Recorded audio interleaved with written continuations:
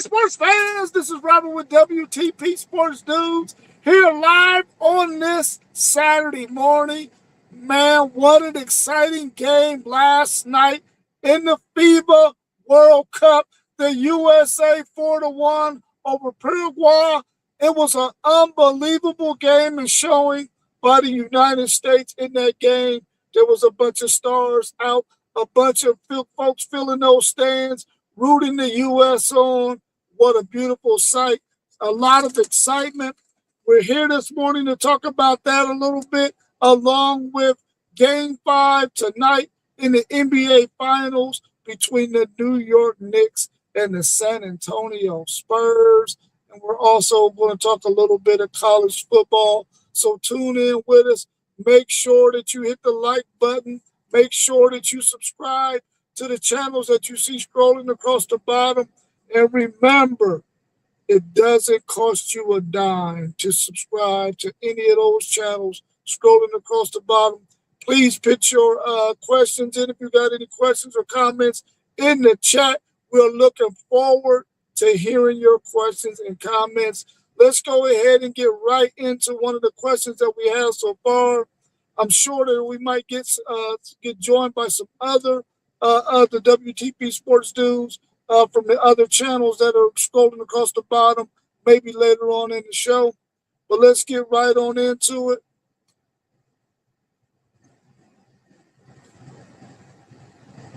Make sure I got that right on there. Okay. The FIFA World Cup has started. U.S. defeats Paraguay 4-1. How exciting are you this event?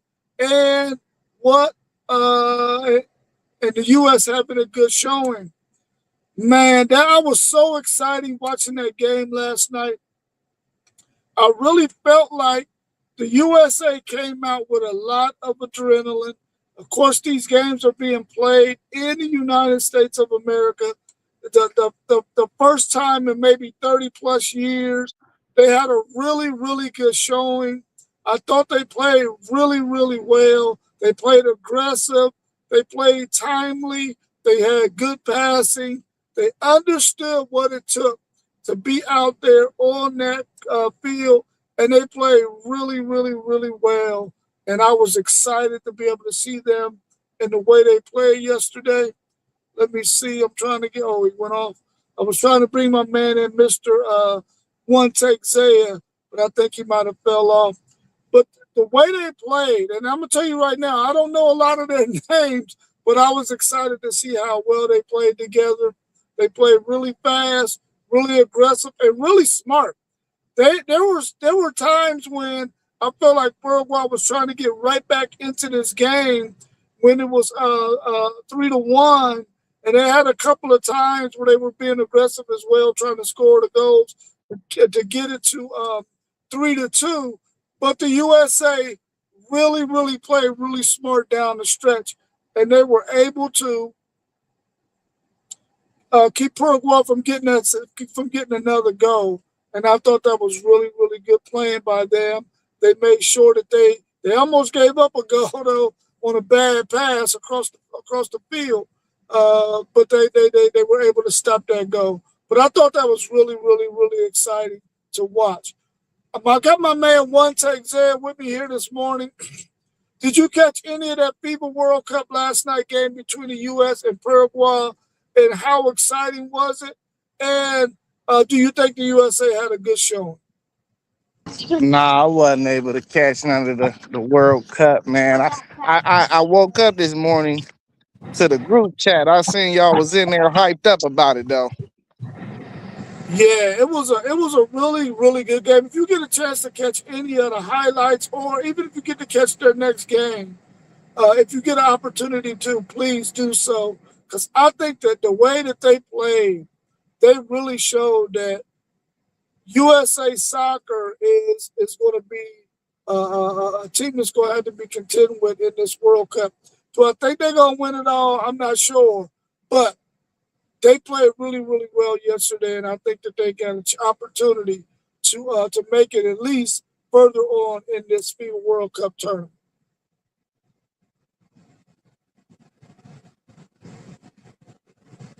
All right, the next question, it says the Stars were out during yesterday's game. The arena was packed. Would you like to experience a World Cup? If we get the World Cup here again, and it probably won't be for another 30 years, do you think that would be an event you would like to witness? Would you put that on your bucket list? Man, I like to be outside, outdoors, man. So, and I'm a WTP sports dude. Absolutely so. Man, that event will be packed. It will be sold out. It'll be a good crowd of people.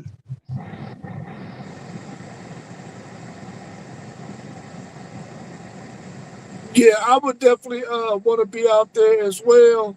I'm not sure if it's audio messed up, but I would definitely be out there on that World Cup stage, man, ready to see those games, ready to partake in everything that takes place in those games. I really do feel like if they when they come back here again, I'm gonna be prepared to go, even if I might be 80 years old. I'm gonna be prepared to go to the World Cup. I see Kareem Abdul-Jabbar there, and I'm quite sure that I will probably be around that age range if it comes back to the U.S. Um, by that time, I will probably be around Kareem Abdul-Jabbar's age. So if he can go, I know I can go. So I'm looking forward to the next time they come, because I'm gonna definitely prepare myself to be in attendance at the next World Cup. Oh, so it is coming here. It's here right now, but I'm quite Oh, it's sure here it's right gonna now. come back again. I didn't know that was going on, man. Yeah, it's out in California, I believe. Oh, okay, okay. I see what you said right now. I'm thinking like you talking about the city. You feel me? Oh yeah. Oh man, I wish we could get that World Cup in Columbus, Ohio. That would be dope. Man, listen, we got the final four in the women's. They starting to give us events. Yeah, I'm gonna be in the building for sure. What do you think about this game five that's going to take place later on today? Who do you think's going to win? What do you think is going to be the keys to the victory for the Spurs not to get well to be eliminated out of this final? What do they got to do to stay in contention and maybe force a game six? You know, there's there's two sides to it for me, man. One side is did the biggest finals collapse in history, is it going to drain them and just take them out of being able to compete this game? I think them dudes is young though, and I think they got short term memory. I think they know they should have won that game, so I expect them to come out and play the same way they did the first 2 quarters, 2.5 quarters that they did the last game. But at the end, man, Brunson and Anobi, Carl, Anthony Towns, I just think they're gonna close it out, man. Like I don't think if they don't close, I think if the Knicks don't close this game out, I think it get into a real tricky position because you go back to New York after the next game, and after letting them build a little confidence on their home court, if they win that game, then you got a game seven on their home court. I think you have to close out tonight. So I'm gonna go with the Knicks, man, to ultimately complete the task today. Oh, Yeah, and the keys, bro. The keys is the keys. Brunson and Anobi and Carl, they just got to show up, man. Everything else will fall in line. Keep on playing how they been playing. Be physical with Wemby. You know, uh, yeah, and keep on containing. I think the biggest thing is Josh Hart containing Stephon Castle. I think that's really been low key the X factor of this whole series.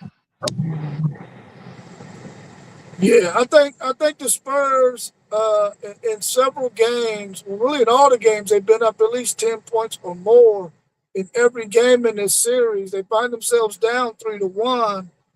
They should have won that game this last one in New York, and they fumbled the ball. You said that this is a really young team, and when I went back and looked at it, this team is really, really young, man, and that's probably the reason why they lost two of those games that they should have won. The bad pass by Wembley in game three, and then the collapse in game four, especially down the stretch by DeAndre Fox, who was probably their most senior player. I just really feel like the Spurs are going to come out in this next game and they're going to try to push it to a game six. I think they're going to be able to do that. I think they're going to beat the Knicks, but I think it's going to really have to be a situation where they understand the seriousness of the game. They should have learned from those games that they lost so far in this series, the ones that they gave away for sure, and make sure that they stay within themselves and don't get too happy with the three ball. If it's falling for you and you heat checking, that's one thing. But when you continue to keep heat checking, like we seen them doing that last game where I think they took 8 straight threes, at some point you got to go down there and get your easy bucket or get to that free throw line. And I think they understand that because I'm quite sure the coaching staff, other players, some veterans who they might have connections with have all told them that very thing. At some point, when it's not falling for you, you got to get to the cup, you got to get to the line, or you got to get you a layup. So hopefully the Spurs will be able to do that and force a game six because I'm not quite ready for basketball to be over yet.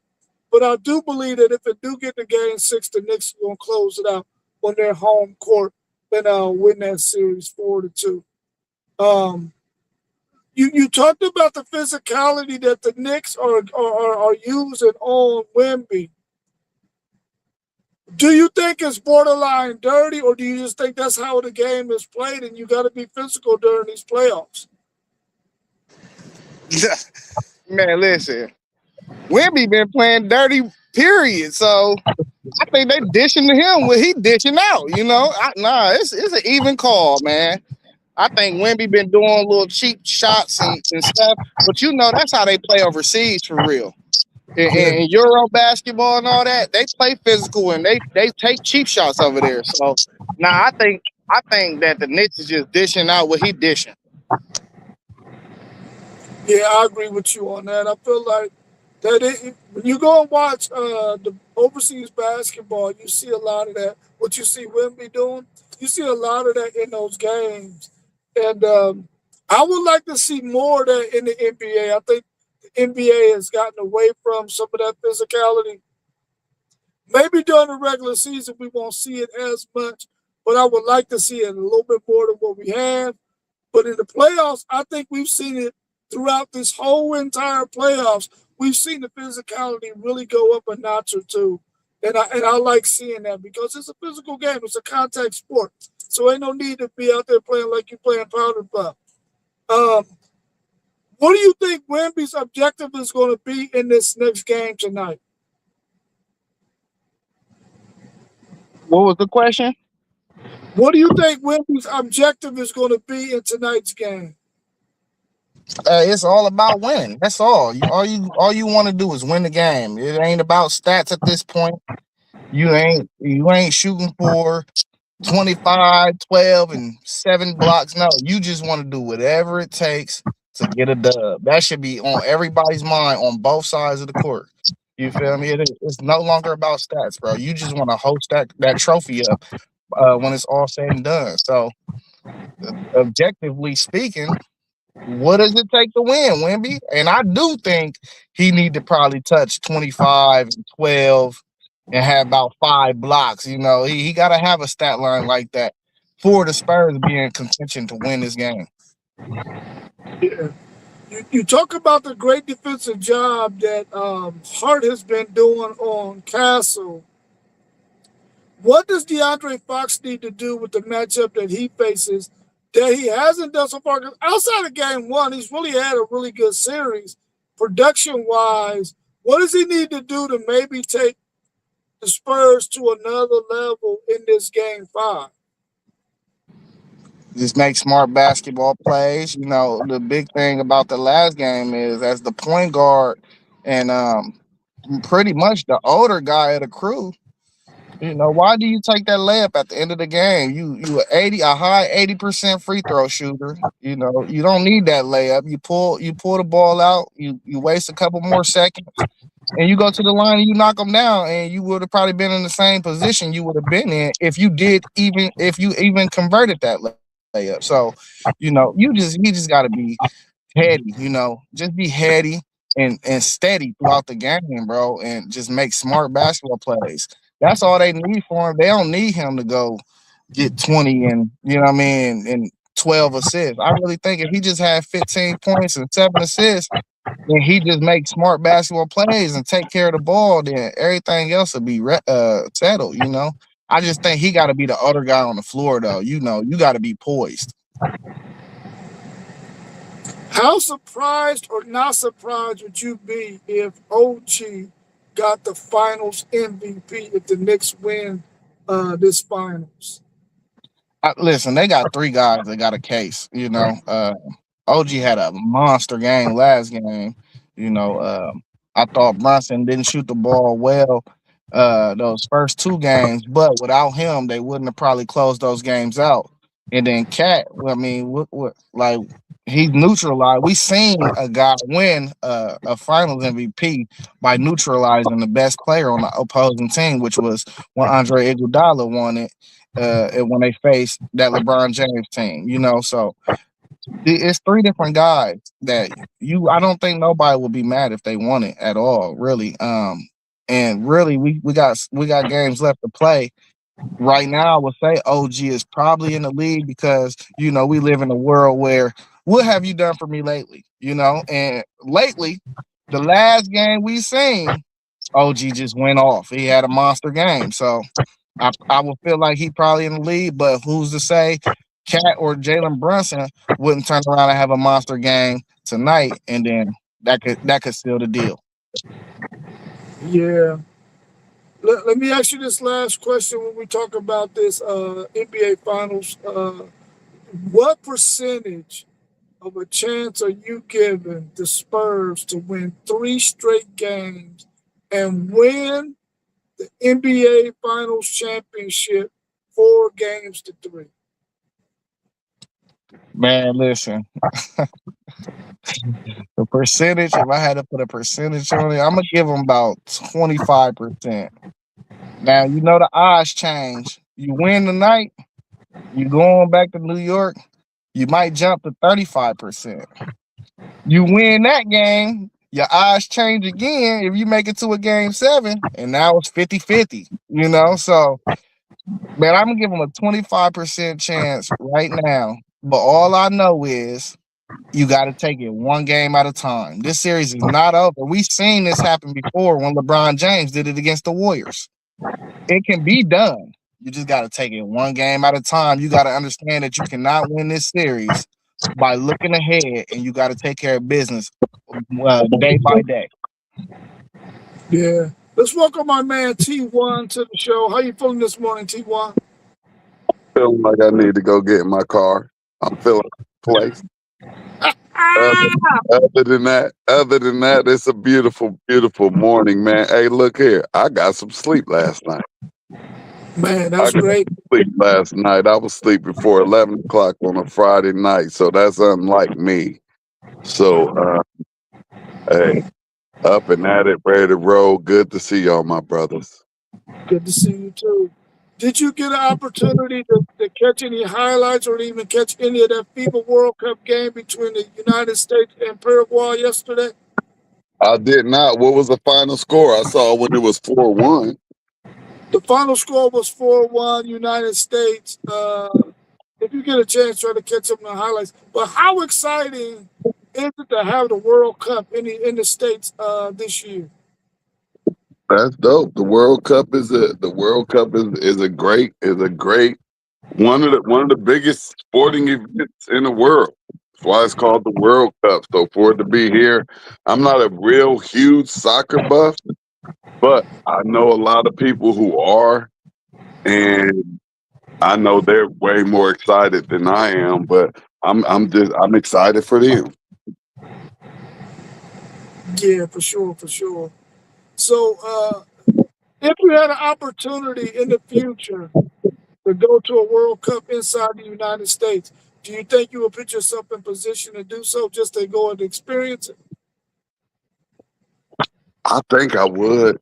I think that would be a great experience just because just like uh I would love to experience a Super Bowl or NBA Finals, and I definitely would experience one of those before the World Cup. Just to throw that out there as well.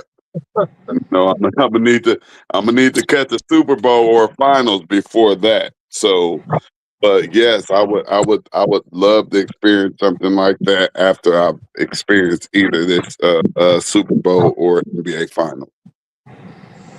All right, well, give us your take on tonight's game between the Spurs and the Knicks. What do you think either one of those teams got to do to win this game? What do the Knicks need to do to close it out? What do the Spurs need to do to continue to survive? And who you taking in tonight's game?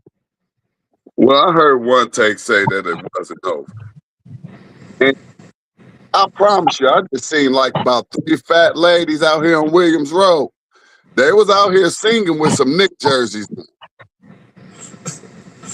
But and I'm not saying that they're gonna be up out of here tonight, because if the script is right, I was wrong with it going 7 games. I was wrong about that. But if they are scripting and I'm seeing the entertainment side of it, that was great entertainment in that game 4 at New York, down 29 points.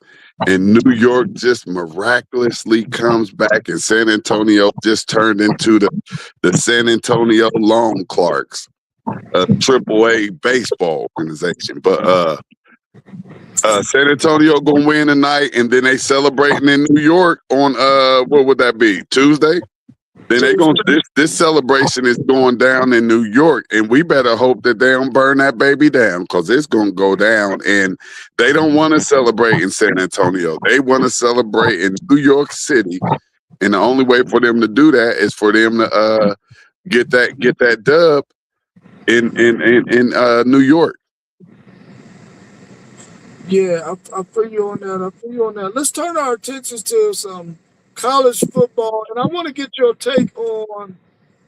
I want you to put on your coordinator's hat, your head coaching hat, and I want you to tell me, what do you think you would do if you were facing Jeremiah Smith on a Saturday morning or Saturday afternoon or Saturday evening as a defensive coordinator? What would your game plan be to face Jeremiah Smith?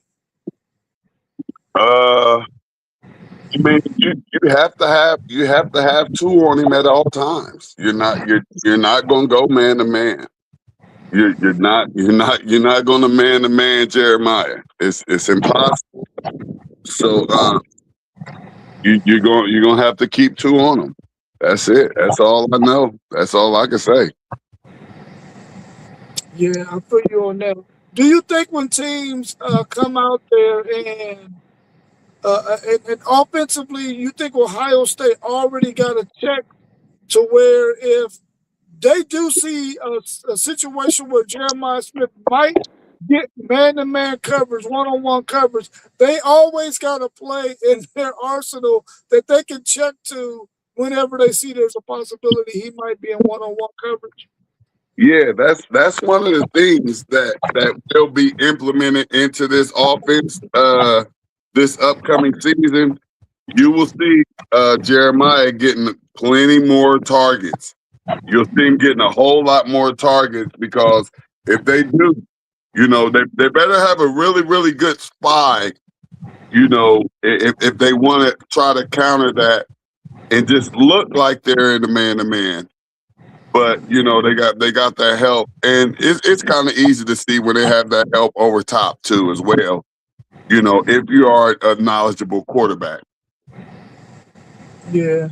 Keep your defensive coordinator hat on, and what would you do against Miami slot receiver Malachi Tony? Listen, I would do the exact same thing. I'm guarding him just like I'm guarding Jeremiah.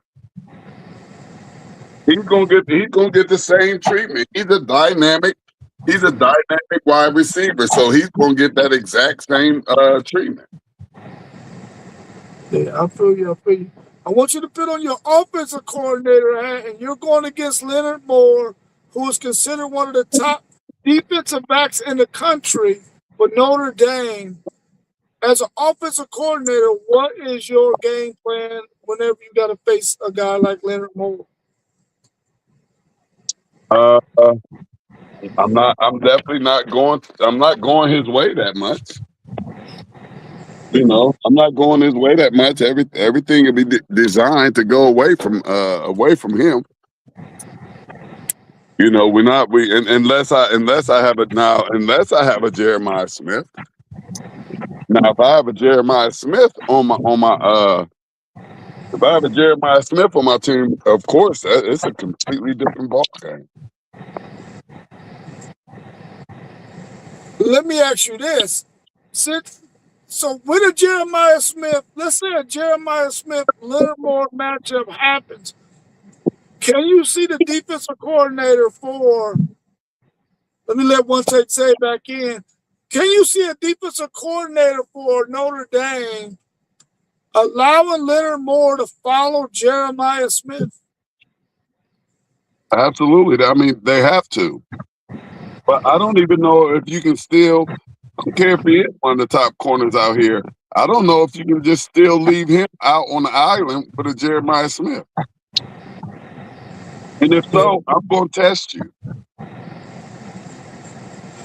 I like the way you went and got in your car, man, so you can be like Yeah, the hey, I'm gonna try to fit in as much as I can, man. And I saw both of y'all in y'all's car, so we gonna make this thing look as right as possible. If I can help it in any type of way. I feel you. One thing, Zay, I got to get your thoughts on this. If you're a defensive coordinator and you're facing Jeremiah Smith, what's your game plan against Jeremiah Smith?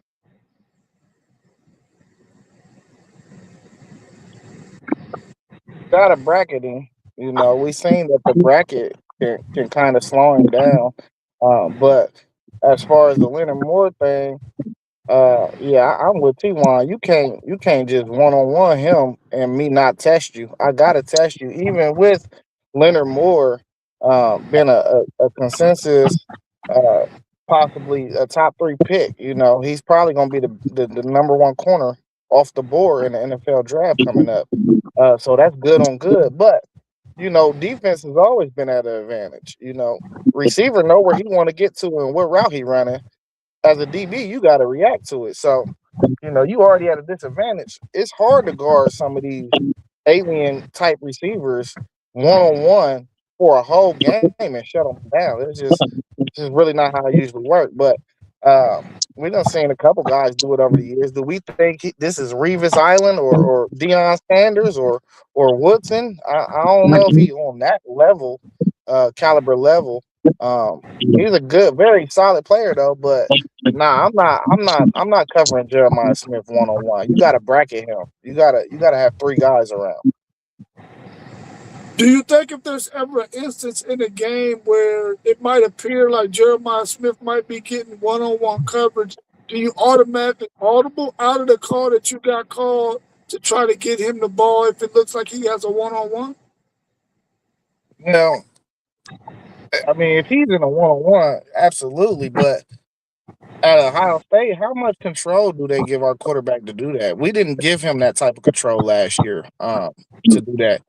Now he got a full year under his belt. Hopefully, they give him a little bit of that control this year. Um, but even at that, this is the problem I have, and I voiced this plenty of times. You seen times where Jeremiah was one on one, and the ball did not find him. In that Texas game, he had a wide open touchdown. All you had to do was throw him the ball, and we didn't throw him the ball. So that we miss him. You can have one on one matchups, but if your quarterback not throwing the man the ball, then it ain't really much he can do. Yeah, that's a fact. That's a fact. Let's switch over, and I want you to put on your offensive coordinator hat. And how do you attack Leonard Moore? With a Jeremiah Smith.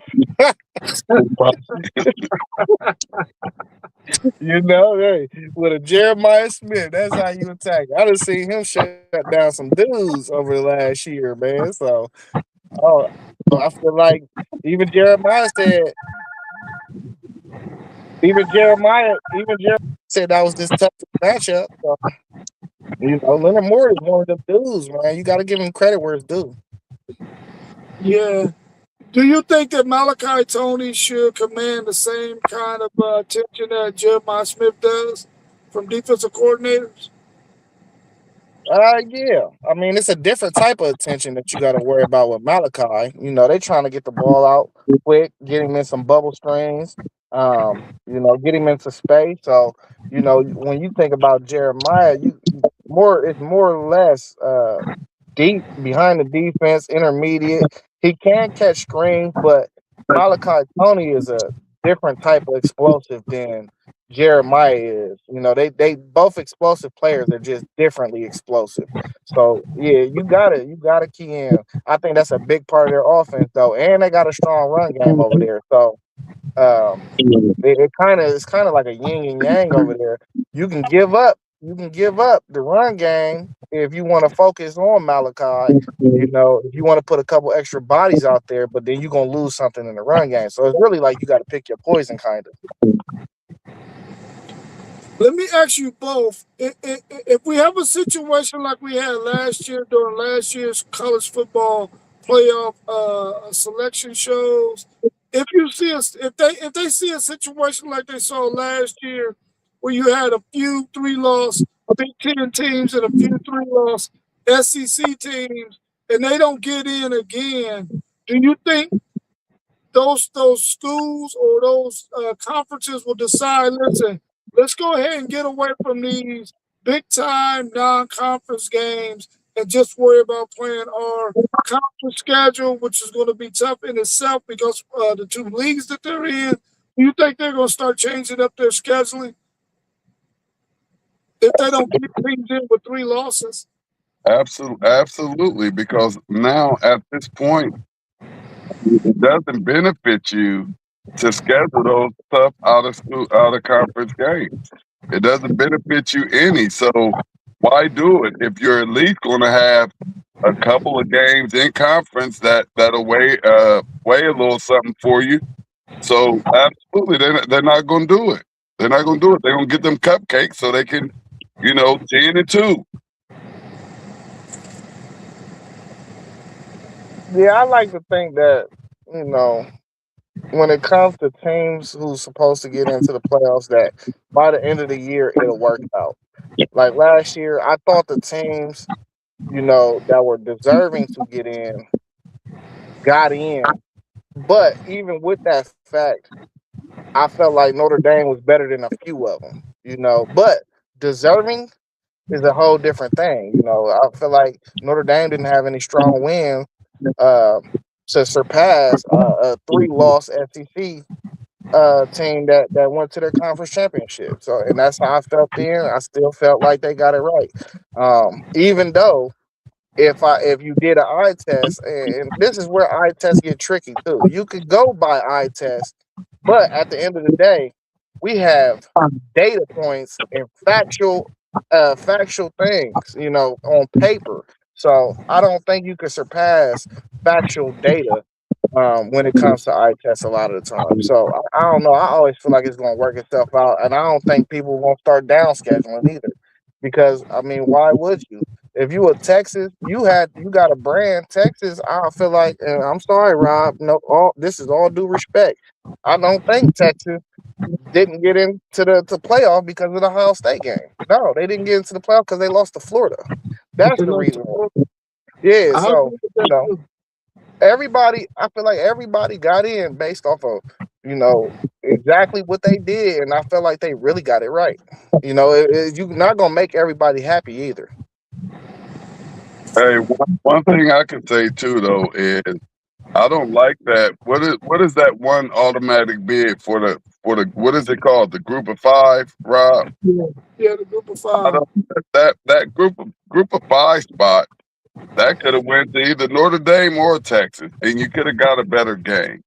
Uh, that, that I consider that more like almost like a participation trophy. Like, because you're getting in to get your head smacked by somebody. Like, they really got to get that out of there. Either you're going to expand this thing, but that's taking up a spot to where you can have a very good and a very entertaining game. And I also just feel like I know it might be off subject a little bit, but I believe those top four need a home game in round one.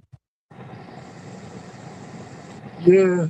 Let's talk a little bit more about this group of five situation. And I don't know in these discussions that have been taking place, because we've been hearing a lot of discussions and a lot of stuff with the Congress people and all of that. Is that one of the topics that they're talking about, possibly taking the group of five and letting them have their own playoffs and then taking them out of with the group of five teams? Have y'all heard any of that kind of conversation going on? And do you think that's what they should be talking about? Let them have their own separate tournament. Hey, I don't know. I don't know. But you know anything about that? Because I don't know. But I really, really do feel like they need to get them up out of here. And I don't even know what type of tournament that they could have. I mean, either you're going to be in D1 in the FBS, or you have to go down to the what is that, the FCS, or whatever that other one is. Yeah, the FCS. You have to go down there to the championship series. The bowl series is up here with the big guys, and you really ain't ready for the big guys, and they should not just be throwing them in there. And I hope that the committee is talking about removing them from that. They're going to have to get in based on, they didn't schedule a lot of out of conference games, and they won some out of conference games because you're not getting in with no weak schedule. Yeah, I don't think they're having no conversations about that because inevitable, it looks like we're going to move to 2014. So why would they have the conversation about having a tournament for the group of five when maybe we might see 3 or 4 teams in the 24 bracket? I don't think it would make sense. I think that depending upon the cash distribution, that the cash that those teams get for making an appearance in the college football playoff will help those conferences tremendously. And I just don't think it would really make sense to have conversations of NIT style tournament for the group of five. So if they go to 24, are there going to be any automatic bids, or you just take the committee will just pick who they think are the top 24 teams in the country and just slot them in there with no automatic bids? I don't know what the logistics look like of it, but I think T1 hit it on the head, kind of, sort of, when he said, you know, you probably have the top 4 teams from each conference, and then you start bidding out at larges. But when you think about the method that T1 spoke about a month and a half, 2 months ago, when he said that, typically, the top 4 teams in each conference is already going to be in the top 24, top 25. So what at large bids would they really lose if you got a Navy in there, if you got a Memphis in there, if you got a Boise State in there? What I don't think they would miss out on any at large bid. That's a good point. What you think, T1? Man, y'all, you know what I think. I think go ahead and get that top 24 popping and rocking, and the first 4 in those 4 conferences. What's that? 16 right there. That's 16 right there, and then you got another 8. You got another 8.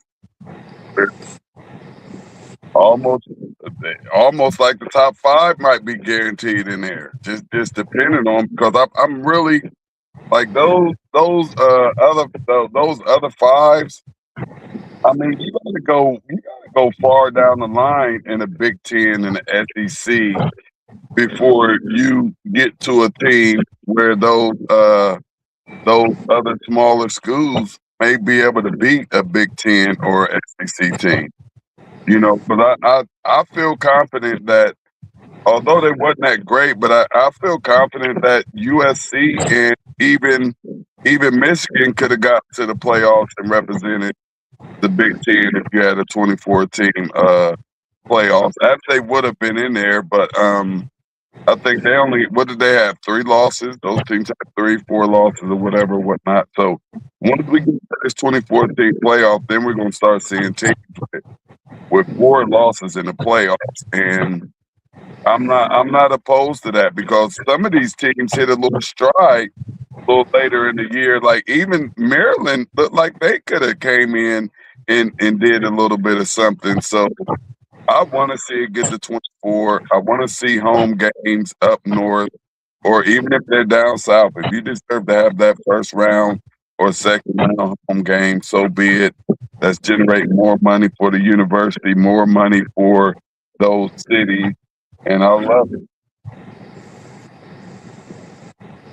Let me Yeah, ask Hey, you I think this. I ain't got no major problem with Michigan when we're in off season and we just talking football, and I just gotta keep it all the way 100. If they deserve to be there, they deserve to be there. It don't matter how much I dislike. Do you yeah, think the committee should start? Oh, go ahead. Go ahead. Want to take it? Then I'll ask this question. yeah. I just wanted to touch on a point that T-Wan made that was real good and interesting. You know, do we think a Tulane could have beat possibly Illinois, somebody that's 7 or 8 down the line in the Big Ten, and that's the question that we got to ask when we are letting these Group of Five teams in, and also when these Group of Five teams make their schedules, and I know you gotta kind of schedule out. Like previously, like you might have to schedule your games that you got non-conference this year, probably 4 or 5 years ago.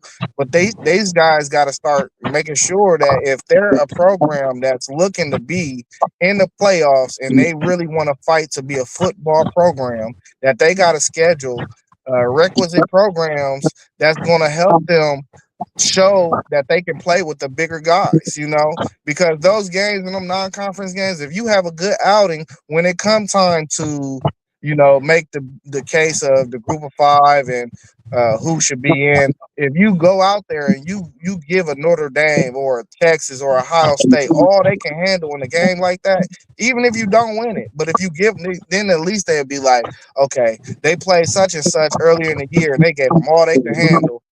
That's not a bad team to have in the playoff. So I think they got a schedule as well.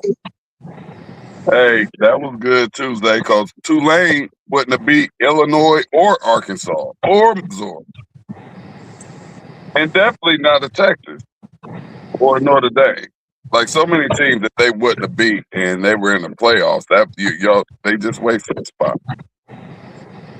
I do think that those Group of Five teams, if they do want to have a viable chance of making it to the college football playoffs, that outside of their conference, they do need to schedule some Power Four schools. But I wouldn't go as far as to be scheduling people like Ohio State, and Texas. Though I would probably look for somebody like maybe Oklahoma State or Iowa State or somebody like that. That if I could have a good showing against one of those schools, then maybe I could have some legitimacy. But I dang on sure I wouldn't be going after them big dogs in the Power Four. That's for sure. Hey, that could backfire though, Rob. That It could can backfire. backfire. We've seen it. We've seen it backfire. So you know, so it can.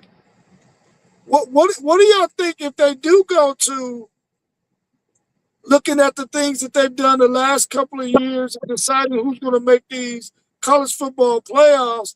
I think last year we saw that even though Alabama made it to the conference championship game, we started to see Alabama on a downward trajectory.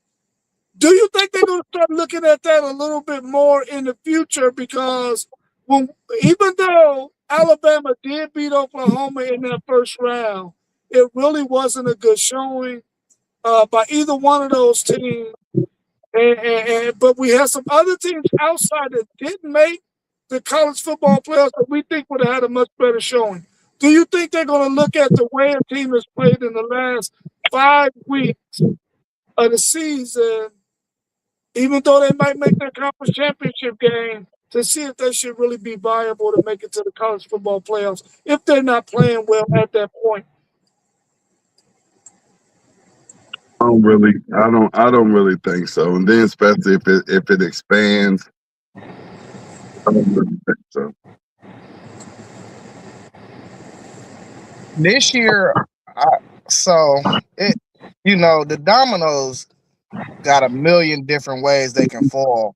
It all depends on how the dominoes fall. Last year was a weird year, but I think we got enough cross matchup games this year to where you can kind of compare the strengths of conferences. So, for instance, we got Baylor and Auburn week 1.